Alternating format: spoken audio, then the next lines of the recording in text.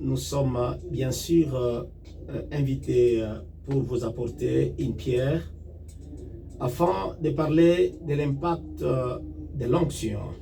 Nous allons parler de l'impact de l'onction.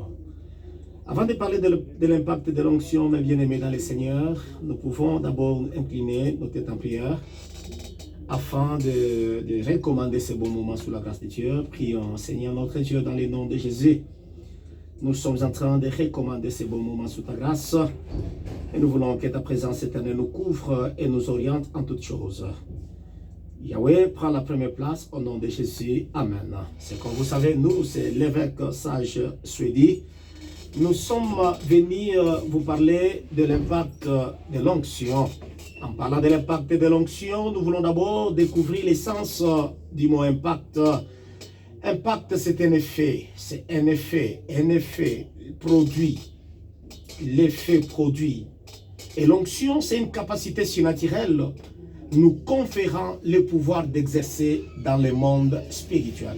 Alors, l'objet de notre émission, en un mot, ce sont les effets produits par la capacité surnaturelle nous conférant le pouvoir d'exercer dans le monde spirituel. Écoutez mes bien-aimés dans le Seigneur, ce que vous devez savoir, avant de vous parler sur l'impact, avant de vous parler de l'impact de l'onction, je vous dirais,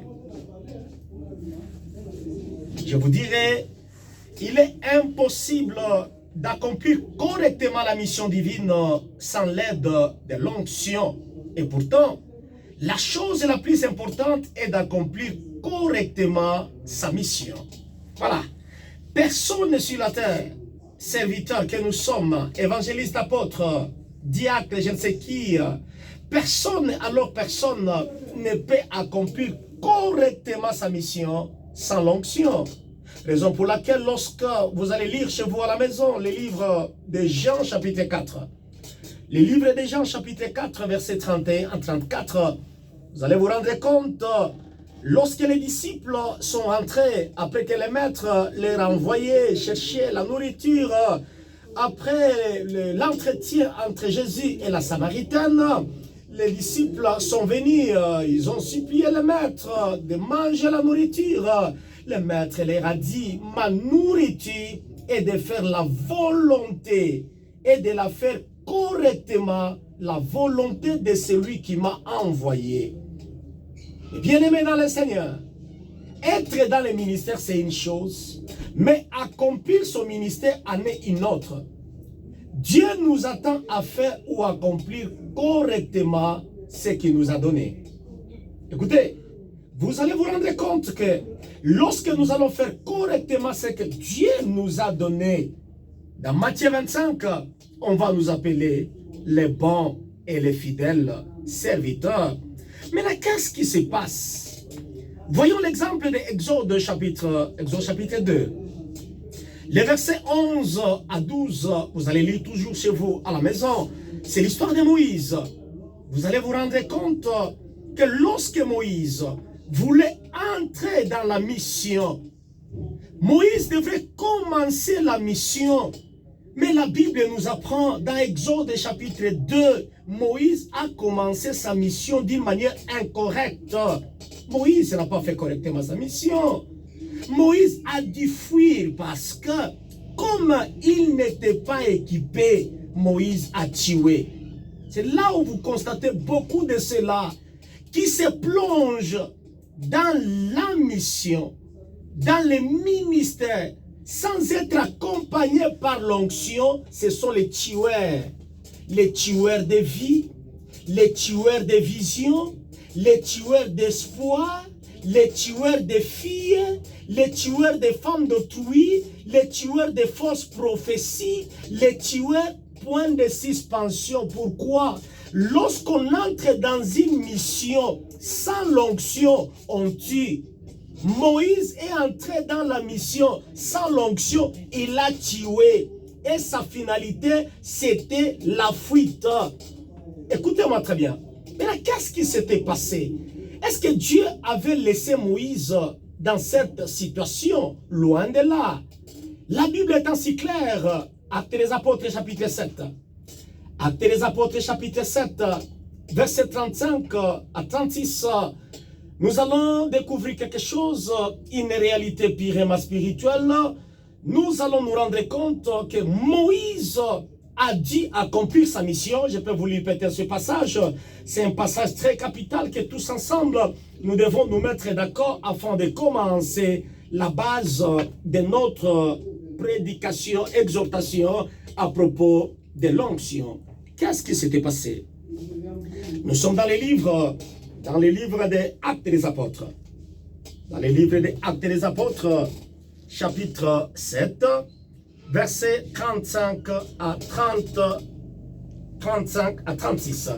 Je peux lire pour vous au nom puissant de Jésus. Ici, on nous apprend l'histoire de Moïse. La Bible dit, Moïse a accompli sa mission à cause de l'ange qui lui était apparu au buisson ardent. Voilà. C'est au buisson ardent où Moïse s'est croisé maintenant avec l'ange. Écoutez, je parle de l'onction, mais je parle aussi de l'ange. Maintenant, quel rapport y a-t-il entre les deux concepts? Écoutez, l'onction en somme, c'est quoi? L'onction, c'est une autorité spirituelle mise à notre disposition pour nous permettre de réussir correctement la mission. Ce sont les anges que Dieu a mis à notre disposition et ce sont ces anges qui nous aideront dans cette lourde tâche. Et pourtant, la vision, c'est l'interprétation de sa mission. Avoir la mission, avoir la vision, c'est savoir interpréter sa mission. C'est pour vous dire quoi? Quelqu'un qui a l'onction, Moïse, lorsque l'ange l'est apparu au buisson ardent, le même Moïse qui était tué, Moïse est devenu sauveur. Mes bien-aimés dans le Seigneur, là où vous m'écoutez, vous avez tous besoin de l'onction. Écoutez, deux raisons majeures font à ce que l'homme seul soit incapable de bien interpréter sa mission. Entrer sans l'aide de l'onction dans l'œuvre de Dieu, ne pouvait pas y arriver. Pourquoi? Il y a deux faits. Première des choses, c'est l'imperfection humaine. Deuxième des choses, c'est l'opposition des démons. Deux choses font à ce que une personne ne saura au grand jamais réussir sa mission sans l'aide de l'onction, sans l'aide des anges. L'imperfection humaine. Pourquoi je parle de l'imperfection humaine? Pour vous dire, un homme imparfait ne peut au grand jamais faire une œuvre parfaite. Un homme imparfait ne peut au grand jamais faire une œuvre parfaite. C'est pourquoi, dans Romains chapitre 8, verset 26, la Bible étant claire, la Bible dit, l'Esprit vient nous aider dans notre faiblesse. L'onction vient nous aider dans notre faiblesse. Les anges mis à notre disposition viennent nous aider dans notre faiblesse. Et cette faiblesse n'est pas circonstancielle, mais cette faiblesse est liée à notre nature adamique. Avec la nature adamique, on ne saura au grand jamais réussir sa mission sans l'aide de l'onction, sans la présence de l'onction, sans la présence des anges. Écoutez-moi très bien. Étant conscient de cette opposition, Dieu aussi savait que nous sommes dans le monde où le diable règne en maître. Le diable attaque tout celui qui prononce le nom d'Élohim, le nom de l'Éternel. C'est pour vous dire, peut-être j'ouvre une parenthèse. Il dit ceci, chaque proposition spirituelle implique une attaque proportionnelle à son alignement. Chaque position spirituelle. Un simple fidèle ne sera pas attaqué comme un évangéliste. Un évangéliste ne saura pas être attaqué comme un pasteur. C'est-à-dire, chaque position spirituelle implique une attaque proportionnelle à son alignement. Il y a les oppositions des démons. Alors, sachant qu'il y a les oppositions des démons, nous avons besoin de l'onction. Écoutez, étant conscient de cette opposition, mes bien-aimés dans le Seigneur, nous devons associer les anges pour nous accompagner. C'est quoi alors l'onction anémo? L'onction anémo, comprenez-moi, parce que beaucoup de gens préfèrent l'onction. Nous avons besoin d'onction, nous avons besoin d'onction. L'onction anémo, c'est une compagnie d'anges dans sa suite missionnaire. Une compagnie d'anges dans sa suite missionnaire. Quelqu'un qui est accompagné par les anges, il a l'onction. Élisée était conscient des anges de son père. Élisée savait que ce que son père faisait n'était pas dit à sa force, n'était pas dit à ses préparations, n'était pas dit je sais quoi, mais il savait que tout ce que Élie faisait, c'est parce qu'il avait les anges. C'est pourquoi au jour d'enlèvement, Élisée s'est mis à crier « Chars d'Israël et sa cavalerie ». Chars d'Israël. Quand on parle des chars d'Israël, on fait allusion aux anges séraphins. Et quand on parle de la cavalerie, on fait allusion aux anges de la compagnie de Michael, les anges de guerre. C'est pour cela, sachant ce qu'il faisait, Élisée était conscient qu'il avait hérité l'onction de son père. Il avait hérité les anges de son père. Raison pour laquelle dans 2 Rois, chapitre 6, versets 16 à 17, Élisée maintenant exhorte à son tour son serviteur, peut-être Géasi. Lorsque Géasi avait peur de cette armée qui les entourait, Élisée était conscient qu'il avait hérité les anges de son père. Il intercéda à Dieu d'ouvrir les yeux de Géasi pour qu'il arrive à dénicher cette armée qui les entourait. Écoutez-moi très bien. Souvent l'onction se passe du père au fils. L'onction. Aujourd'hui, nous avons laissé là qui se disent serviteurs, qui sont dans le champ du service. Mais ce sont les Melchisedec. Ils n'ont ni père, ils n'ont ni encadreur spirituel. Ils viennent je ne sais où et ils s'appellent serviteurs, bishop, archange. Mais qui est ton père spirituel? Et pourtant, l'onction est du père au fils. Pourquoi? On hérite les anges de son père. Première des choses, quand ton père t'envoie, il t'envoie avec son onction.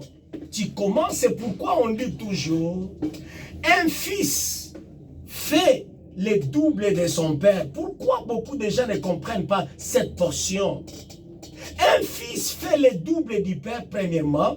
Le fils commence avec le nombre total d'anges de son père, l'onction de son père. Lorsque le fils atteigne la maturité, c'est à ce moment-là qu'il aura aussi ses anges et il en fait 2. Écoutez-moi très bien, je vais vous présenter peut-être une illustration pour que nous soyons quand même au même niveau. C'est Matthieu chapitre 4, verset 11. Vous allez comprendre, c'est la tentation de Jésus dans les déserts. Je vous ai pas les commentaires parce que nous sommes derrière le temps. C'est la tentation de Jésus dans les déserts. Vous allez comprendre de tout ce qui s'est passé. La Bible nous apprend. On lui proposa d'échanger le pain et la pierre en pain. On lui proposa de se jeter, on lui proposa. Et vous savez que Jésus a vaincu le diable par, il est aussi écrit. Alors ça, ce n'est pas ce qui m'intéresse au jour d'aujourd'hui, mais ce qui m'intéresse, c'est le verset 11. La Bible nous apprend de tout ce qui s'est passé. Les anges étaient là. Au verset 11, la Bible dit, lorsque Jésus a vaincu, les anges ont commencé à les servir. Et c'est quand les anges ont commencé à les servir que Jésus est sorti. Là où il était, il entre dans le temple. on lui remet les rouleaux. Et c'est pour la toute première fois que Jésus prononça ce discours. L'Esprit du Seigneur est sur moi, car il m'a oint. En quittant juste les déserts, en quittant là où il était, ayant reçu la compagnie d'anges, ayant reçu l'onction, Jésus entre dans le temple. Jésus dit, l'Esprit du Seigneur est sur moi parce que je suis oint. Écoutez, écoutez mes bien-aimés dans le Seigneur. Ce que je suis en train de vous dire, c'est pour vous amener petit à petit à maîtriser la notion de l'onction. Chaque victoire sur le péché nous aligne à un niveau supérieur d'onction. Lorsque Jésus a vaincu dans le désert, on l'a aligné à un niveau supérieur. Jésus a parlé de l'affaire de l'onction après sa victoire. La catégorie et la dimension des anges déterminent l'autorité et l'influence de l'homme sur la terre. Car ils sont là pour manifester les règnes et le pouvoir de Dieu au milieu des hommes. C'est ça. Vous pouvez dire non, tel a l'onction, tel n'a pas l'onction. Non, non. La différence est à quel niveau? Vous pouvez être tous les serviteurs, vous pouvez être tous appelés, mais votre catégorie d'anges, votre compagnie opérationnelle vous différencie. Le nombre d'anges qu'a chaque serviteur les différencie de l'autre. Les différencie de l'autre. C'est ce que nous appelons un langage de commun des mortels, l'onction. Imaginez ce que Jésus dira aussi à ses disciples. Jésus a dit quoi? Jésus connaissait comment, par les imperfections humaines, à travers l'opposition du diable, les disciples ne pouvaient pas. C'est pourquoi Jésus leur a conseillé, restez à Jérusalem, jusqu'à ce que je vous enverrai les consolateurs. Waouh! Attendez, ne faites rien parce que vous ne pouvez pas faire quelque chose de vous-même. Et la Bible nous apprend dans Actes des Apôtres chapitre 2, les jours de la Pentecôte. Qu'est-ce qui s'était passé? Les mêmes anges qui étaient avec Élie, le feu des séraphins, chars d'Israël, ce sont les séraphins. Les séraphins sont les anges de feu. Vous allez vous rendre compte, dans Actes chapitre 2, il y avait des flammes de feu qui descendaient sur les têtes des disciples. C'était les anges qui sont maintenant venus, les anges entrés en danse. Pourquoi? Parce que ce sont les anges, les habitants du monde spirituel. L'œuvre de Dieu que nous faisons n'est pas une œuvre charnelle, c'est une œuvre spirituelle. Ne peut vaincre l'œuvre spirituelle que celui qui est connu dans le monde spirituel. Et pour être connu dans le monde spirituel, il faut marcher avec les habitants de ce monde. Restez en place. Attendez jusqu'à ce que les consolateurs viennent. Jusqu'à ce que je vous enverrai les consolateurs. Mes bien-aimés dans le Seigneur, partout où vous nous suivez, il y a un message qui vous concerne. Tous, vous avez besoin d'onction.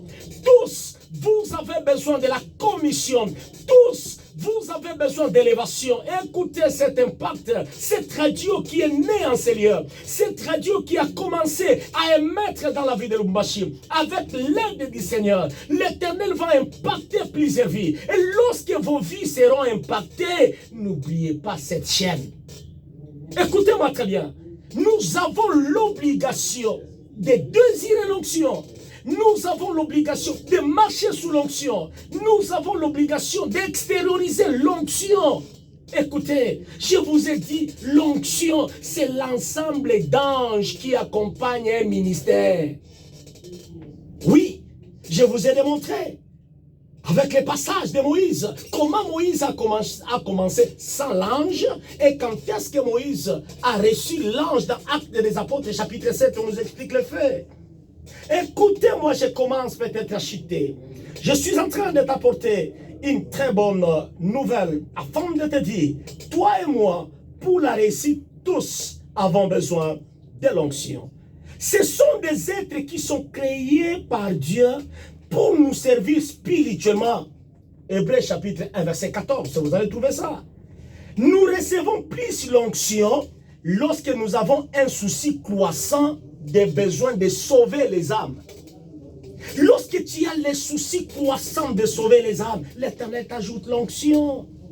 Imaginez ce que Jésus dira aux disciples, de ne pas commencer l'œuvre sans l'onction, d'attendre, car ils sont aveugles au monde spirituel. Il fallait l'ordre divin pour que les séraphins, les anges de feu descendent sur eux pour pouvoir les conduire. Attention, une précision de taille.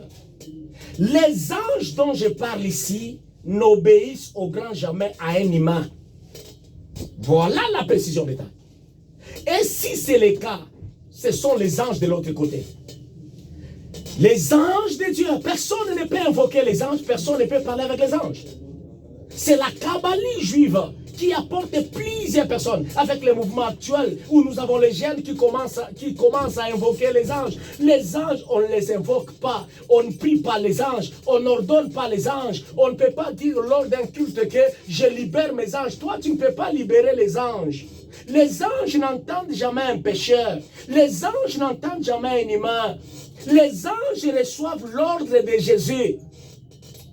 Les anges reçoivent l'ordre de Jésus. Ne faites au grand jamais l'erreur de faire une prière où vous vous adressez aux anges. Les anges n'obéissent pas à un humain. Écoutez-moi très bien. Lorsque l'ange est apparu à Moïse, est-ce que Moïse l'avait invoqué? Non. Moïse n'avait pas invoqué. À travers l'onction, un seul homme de Dieu peut sécuriser toute sa famille. Oh, je m'adresse à un gardien de sa famille. Je m'adresse à toi, les gardiens de ta famille. Écoutez-moi très bien, ce n'est pas pour rien que l'Éternel t'a mis sur 98.5. L'Éternel t'a mis là-bas pour que toi, tu puisses m'écouter. Je m'excuse, je t'appelle toi parce que tu es mon ami. Je te dis toi pour que tu puisses me suivre. C'est toi, les gardiens de ta famille. C'est à travers toi que toute ta famille sera sécurisée.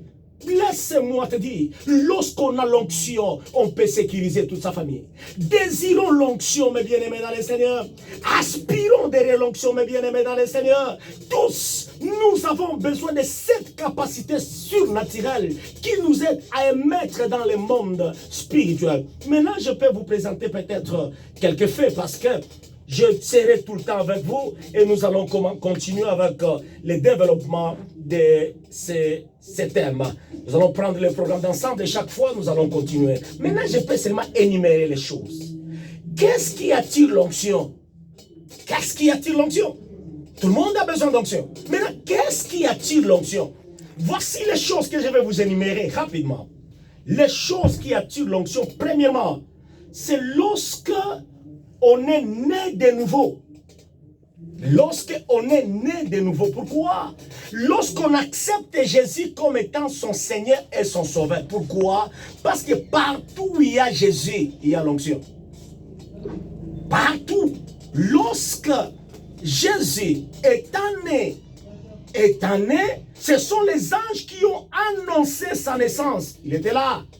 Les jours de sa naissance, les anges sont allés informer les mages qu'il vient de naître. Lorsque Jésus était dans le désert, les anges étaient là. Jésus à Gethsémane, les anges étaient là. Lors de la résurrection de Jésus, les anges ont annoncé à Marie. C'est pour vous dire quoi? Lorsque vous avez Jésus, vous avez l'onction, vous avez les anges. Deuxième des choses qui attire l'onction, c'est l'esprit d'adoration.